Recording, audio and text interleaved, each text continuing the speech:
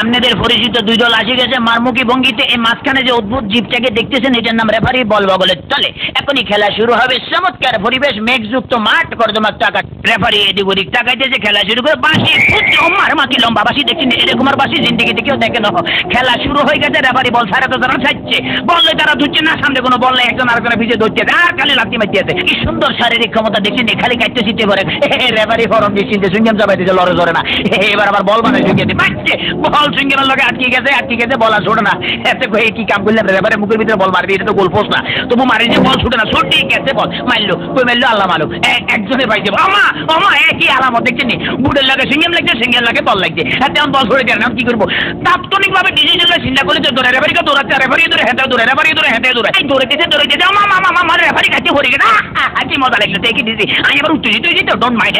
এবারে খেলা আবার সরম গতিতে চলতে আছে, এরকমের খেলা কেউ দেয় না, বল কেমনে ফায়ার লগে ফিক্সড হয়ে গেছে, আর বেগুনে দাম করে উচ্চ শিক্ষা কাটতে পারে না। এবারে দেখেন গুলির ব্যাং নৃত্য, গুলি লাফাই দিয়েছে কিন্তু বল ফাইতে না, হাতে হাতে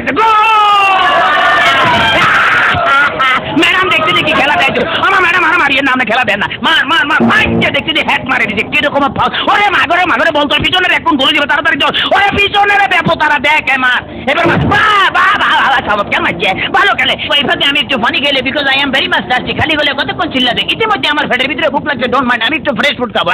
কাইতে খেলা চলছে, মুসলধারে এগিয়ে যাচ্ছে, ইদ্রিস বল নিয়ে হাতের মধ্যে বল, কেউ দেয় না, দেখছে রেফারি দিচ্ছে বল ফালা দিচ্ছে, রেফারির চোখে ধরা পড়ে গেছে, বললো হ্যান্ডবল, হেঁটে বলে কে বলে হ্যান্ডবল, আমি জীবনও করে হ্যান্ডবল দেখছেন, আমার ফাও আমাদের কে বুঝিটা মারা, মুখের কাছে নেওয়া যায়, মার কাছে না, আটকা কিক মারা যায়, এটা আমার হাত পাও।